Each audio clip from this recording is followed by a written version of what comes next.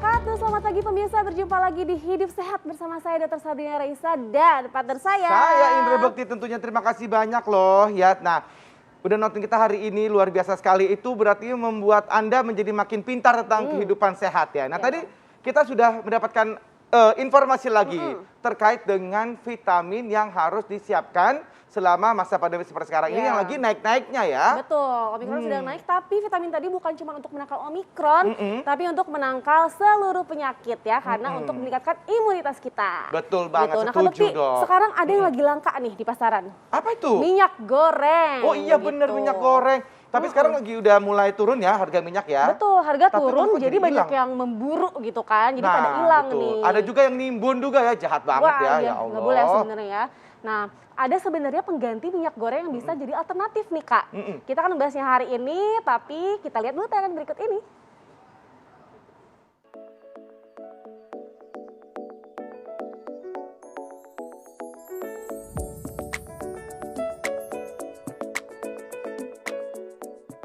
Setelah harga minyak goreng diturunkan oleh pemerintah Republik Indonesia menjadi Rp14.000 per liternya, kini masyarakat kesulitan untuk mendapatkan pasokan minyak goreng. Saking susahnya, masyarakat yang ingin membeli minyak goreng di supermarket kecil dibatasi pembeliannya, yakni maksimal 2 liter per orang.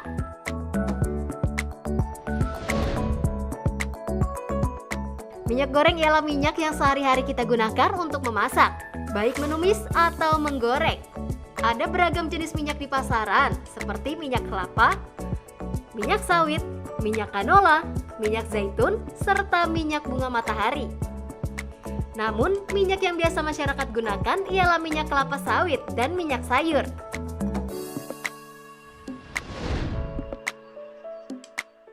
Penggunaan minyak goreng memang tidak bisa dihindari untuk kegiatan memasak setiap harinya.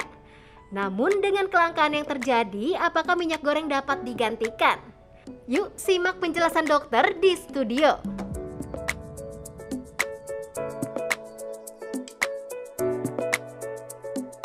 Nah, ini jadi penting sekali nih untuk emak-emak di luar sana yang lagi nyari-nyari minyak goreng atau mungkin tukang-tukang gorengan ya.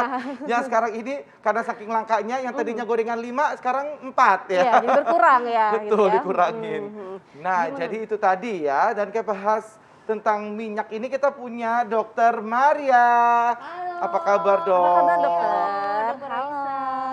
Dokter, ini di depan kita udah ada berbagai macam minyak nih. Yang apakah dapat menggantikan minyak goreng, dokter?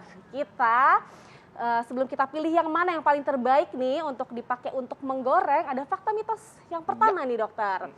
Katanya, dokter, ini pada saat minyak dipanaskan, ini minyak dapat memproduksi zat yang beracun dan kandungan nutrisinya bisa hilang atau berubah. Ini fakta atau mitos? Ini mitos. Mitos. Jadi ya, Oke. mitos. Jadi gini, minyak goreng itu kan punya namanya smoke point. Kalau air titik didih gitu ya. Kalau minyak itu ada namanya smoke point. Nah, yang dimaksud mengeluarkan zat-zat tertentu yang ditakutkan itu sebenarnya kalau memanaskannya keterlaluan gitu, melebihi dari smoke point-nya ini bisa kecenderungan memproduksi zat yang namanya acrolein. Zat acrolein ini penandanya apa? Kalau kita makan makanannya digoreng, sininya jadi nggak nyaman. Jadi bisa bikin iritasi gitu. Jadi itu tandanya sebaiknya tidak dikonsumsi lagi. Gitu. Oke. Jadi Dan masing-masing minyak titik asap ya, dok, ya namanya titik asap tuh, smoke point itu ya. tadi Smoke point. Titik asapnya berbeda-beda Betul ya. Oke. sekali. Kalau yang biasa kita Gitu. pakai itu minyak kelapa sawit ya, dokter? Minyak kelapa sawit Itu- atau ada minyak kelapa juga ya, minyak kelapa atau minyak kelapa sawit itu yang biasanya banyak dalam keseharian dipakai untuk menggoreng. Menggoreng itu dalam arti minyaknya banyak, kemudian setelah panas gitu ya, biasanya orang kan pakai ngeraba-ngeraba gitu, panasnya berapa? Biasanya kalau menggoreng itu sekitar 190 sampai 200 derajat Celcius. Kalau merebuskan 100 derajat Celcius dia udah guduk-guduk Ya, gitu ya. betul. Nah, kalau minyak lebih panas, nah itu biasanya baru itu namanya menggoreng atau disebut deep fried. Deep fried. Oke, Dok. Ini fakta mitos selanjutnya. Minyak itu sangat lekat dengan lemak. Jadi sangat tidak cocok untuk diet. Itu fakta atau mitos? Dan juga kolesterol tuh berisiko penyakit jantung. Fakta atau mitos tuh, Dok? Itu sudah pasti dong. Sudah pasti. Fakta-faktanya ya, Yang Dok? namanya minyak adalah komponennya memang fat, lemak Ya. gitu ya. Dan lemak ini yang perlu diketahui, biasanya orang kan takut sekali gitu ya. Aduh, nggak mau deh makan makanan yang berlemak. Tapi ingat, badan manusia itu tetap butuh lemak dalam komposisi yang baik dan jenis lemaknya harus yang bagus. Kenapa? Kita butuh energi, fungsi hormonal kita, fungsi saraf dan lain sebagainya, terutama yang berkaitan sama metabolisme gitu ya. Jadi kalau ditanya minyak identik sama lemak, ya, kalau kebanyakan kemudian jenis minyak yang dipilih ini juga minyak yang cenderung jenuh, ini dia yang tadi disebut nggak cocok buat diet, nggak cocok buat yang kolesterolnya tinggi, yang ada gangguan jantung gitu, yang mau jaga staminanya, apalagi sekarang butuh untuk itu ya, sistem imunnya juga bagus ya, ini juga nggak cocok kalau pakainya minyak yang jenuh atau minyak untuk menggoreng. Apalagi minyak jelantah ya, Dok? Wah, Berkali-kali ya, berkali ya. Atau makin enak. Makin enak, kadang-kadang begitu, Dok. Makin hitam, makin gurih. Makin Tapi crunchy itu gitu paling ya. bahaya ya, Dok? Ya, jadi sebenarnya dari sononya sifat lemak itu, sifat minyak itu salah satunya adalah membuat sensasi rasa di mulut kita itu jadi betul. wow, jadi Iya, enak. Itu bener. fungsi minyak. Jadi bukan hanya saat menggoreng, saat kita ngebake panggang, kemudian saat kita tumis, dengan adanya minyak itu membuat sensasi nyaman dan enak di mulut. Selain itu, minyak memang targetnya kalau saat kita menggoreng dia untuk transfer panas. Makanya kan cepet matengnya, kriuk-kriuk, renyah, moist di dalam. Aduh, itu biasanya memang dicari orang betul ya. sekali. Enak ya. Dokter, selanjutnya gimana kalau untuk mentega nih, Dok? Yang biasanya juga kita selalu ganti minyak goreng sama mentega ya untuk numis. betul. Itu biasanya suka lebih gurih ya. Nah, mentega ini kan dia salah satu lemak hewani ya. Ini fakta atau Betul, mitos kalau sebetulnya tidak baik untuk dijadikan pengganti minyak goreng gitu. Tapi jangan dijawab dulu, Dok. Sabar, Dok. Sabar. Kita nanti akan mengetahuinya sesaat lagi ya, pemirsa ya. Jangan kemana-mana, tetap bersama kami di Hidup Sehat. Anda masih bersama kami di Hidup Sehat. Dan itu tadi mengenai berbagai macam jenis-jenis minyakan dan juga tentunya minyak goreng ya pastinya ya. Dan yang sedang langka ini adalah di peredaran itu Minyak kelapa sawit. kelapa sawit itu yang emak-emak lagi cari-cari gitu kan Iya, ya, untuk betul. menggoreng-goreng itu kan ya nih ya. Nah, tadi masih ada fakta Ya. mitos yang menggantung nih Kak Bekti. Betul. Dokter, mentega nih, mentega yang berbagai dahan lemak hewani ini katanya cenderung tidak baik untuk menggantikan minyak goreng. Ini fakta atau mitos? Ya, ini fakta. Jadi Fakta. mentega itu terbuat dari bahannya adalah dari hewani gitu ya, atau biasa kita kenalnya dengan butter. Jadi butter ini sebenarnya kenapa tidak cocok digunakan untuk menggoreng? Karena sifatnya itu mudah gosong, kemudian ada sedikit kandungan air. Jadi dia kayak menyiprat-nyiprat gitu kalau kita pakai untuk menggoreng. Makanya biasanya hanya dipakai untuk sebagai tambahan aja supaya rasanya lebih nikmat. Jadi kalau dipakai untuk deep fried ini tidak Oh, nggak bisa. cocok. Jadi mungkin lagi panas-panas, kasih butter dikit, boleh meleleh sendiri gitu ya, mungkin Iya, jadi bukan untuk digoreng iya, ya. betul Itu sekali. mungkin nambah-nambah Ya. rasa gitu. Iya, Nah, betul. Kalau ini selanjutnya Kak Bekti, Ya. di samping mentega nih margarin. Margarin. Nah. Ya. Biasanya orang bingung ya apa bedanya. Ya, Ya, beli benar. mentega, belinya mentega tapi sebenarnya dibeli adalah margarin gitu ya. Kalau margarin ini memang lebih cenderung mudah kita peroleh. Ini berasal dari tumbuhan. Ini juga smoke point-nya terlalu rendah, jadi nggak bisa dipakai buat menggoreng deep fried. Makanannya tidak akan jadi renyah seperti apa yang kita harapkan kalau menggoreng gitu ya. Kemudian juga kandungan airnya juga banyak. Ini yang menyebabkan dia smoke point-nya juga rendah dan tadi jadi meletus kalau kita goreng itu jadi percikan itu ya. percikan. Kenapa Iya. jadi meletus ya? Tapi meletup lumayan sih. Meletup. Nah, Betul. benar. Yang meletup itu balon, Dok. Nah, Dok, ini fakta mitos berikutnya, Dok. Katanya minyak yang paling baik untuk memasak itu adalah minyak zaitun. Yang mana tuh ya? Tuh. Kalau dari sini Ya, nggak kelihatan. nggak kelihatan Jadi emang di situ jadi tuh, Dok. biasanya kita mengenalnya memang dari tulisannya karena kalau sekilas warnanya mirip Sama sama ya, ya, Dok. warna kuning keemasan. Jadi minyak zaitun itu bukan yang paling bagus, tetapi menjadi salah satu pilihan asupan lemak yang lumayan baik Berarti mitos ya, daripada Dok? ya. Mitos ya? Jadi mitos. Mitos. Kenapa? Jadi gini, beredar kabar bahwa minyak zaitun paling oke karena paling mudah kita dapatkan saat ini. Tetapi ada grapeseed, ada avocado oil. Tadi grapeseed ada minyak dari biji anggur gitu ya. Ada minyak avocado dan ini semua sebenarnya yang kita cari adalah minyak yang menyumbangkan fat atau lemak yang tidak jenuh.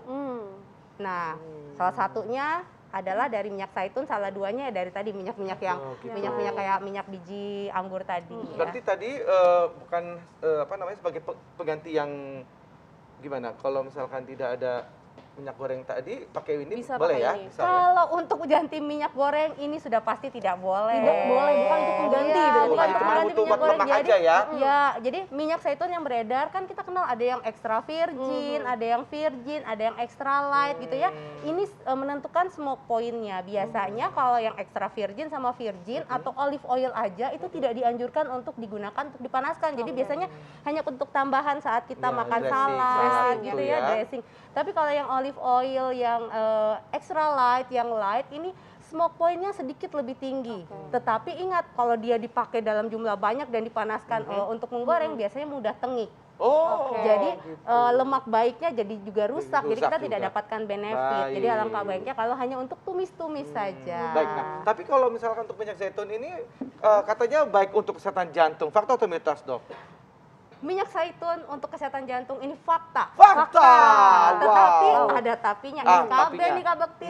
SKB itu syarat dan ketentuan berlaku. Ya. Mengapa? Bukan berarti kita dengan konsumsi hanya minyak zaitun terus masalah di jantung kita semua jadi selesai Ya, gitu ya. betul. Tetapi ini harus ada penyeimbangnya. Jadi minyak zaitun tadi pemakaiannya hanya untuk dressing sebaiknya. Lalu seimbangkan dengan konsumsi protein yang baik, Ya. konsumsi serat, buah dan sayur yang baik. Biasanya kita mengenal dengan pola makan Mediterranean. Nah, ini salah gitu. satunya dengan menggunakan sumber minyaknya dari minyak Zaitun. zaitun. Bagus buat jantung. Oke, dokter, ini di depan kita udah ada berbagai macam minyak ya dok ya. Tadi Ya. kita udah bahas minyak zaitun udah nih. Kita beranjak ke minyak canola. Ini gimana dok? Untuk Oke. menggantikan Cara menggoreng. penggunaannya gimana tuh supaya kita Jadi- bisa mendapatkan manfaatnya? Nah, dari tadi kan sudah ngomong-ngomong tentang smoke point atau Betul. titik asap gitu ya. Minyak canola ini termasuk minyak yang titik asapnya lumayan tinggi. Oh. Jadi kalau dilihat dari titik asapnya sebenarnya dia bagus bisa untuk menggoreng. Oke. Tapi sayangnya dengan sifat lemaknya yang banyak mengandung lemak tidak jenuh, ini kalau kita pakai menggoreng itu biasanya jadi mudah tengik. Oh, Padahal baik. kan salah satu sifat kita menggunakan minyak itu adalah untuk menciptakan sensasi yang Ya, aroma nikmat yang ya. nikmat. Kita nge-bake manggang makanan juga kan sebenarnya untuk menciptakan sensasi yang nikmat juga salah satunya. Nah, kalau kita pakai canola dengan Kan tengik ya? ya tengik jadi nggak enak. Nggak enak. Sebaiknya jangan untuk pakai goreng ya. Iya, betul. Nah, selanjutnya ini ada minyak Minyak wijen, wijen. Dok. Wah, minyak wijen ini biasanya kalau dipakai buat tumis enak Nah, ya. enak banget, betul. Ini mirip-mirip seperti minyak canola tadi ya, titik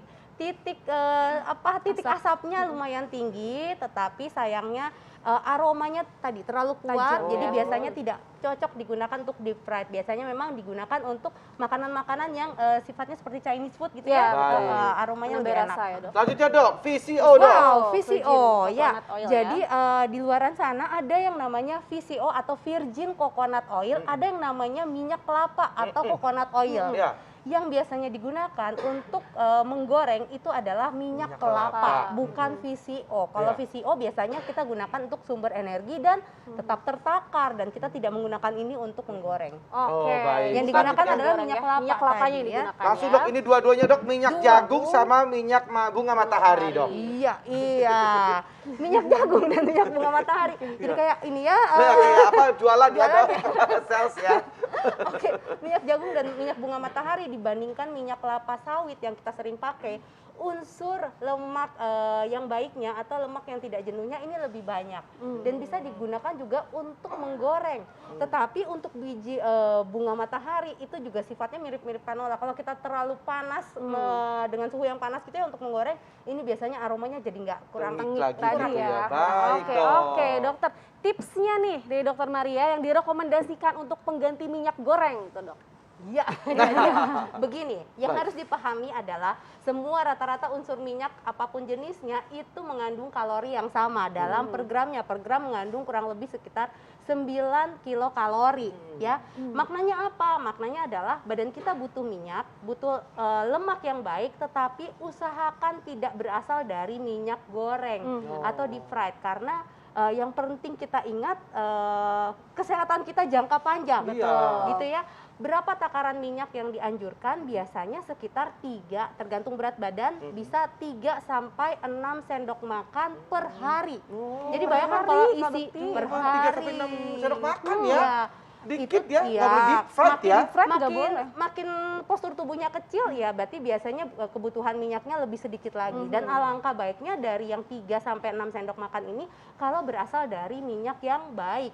Toh makanan kita yang lain juga tetap mengandung lemak, misalnya ikan dari laut dalam gitu ya, ada lemak baiknya. Alpukat, kemudian biji-bijian juga mengandung lemak. Jadi kita harus bisa mampu mengatur porsinya, itu yang paling penting. Mengatur porsi harian asupan minyak yang akan masuk ke badan kita, dan lebih baik lagi alangkah baiknya hindari makanan yang digoreng. Selain ngirit minyak, ini juga bisa menjadi investasi kesehatan kita yang paling penting ya.